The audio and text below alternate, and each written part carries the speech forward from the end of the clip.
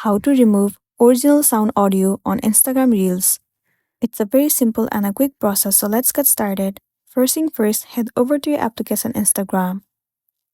Now click on this plus icon at the bottom of the screen. It'll open up your gallery. From here, search for the video that you'd like to post as a reel. Once you've selected, tap on next at the top right corner. Now if you want to remove the sound of this video, what you're going to do is click on the sound icon. At the bottom, different menus will be visible to you. You need to click on Volume. This interface will pop up on your screen.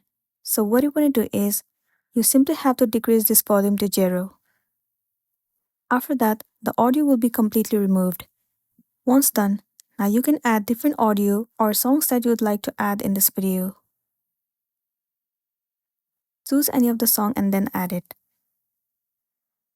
Once you've selected, now click on this arrow icon at the top right corner of the screen. Enter all the details and then tap on share at the bottom right corner. After that, the real video will be posted successfully. So that's the wrap for this video. Make sure to smash the like button and consider subscribing to our channel. We'll see you in the next one.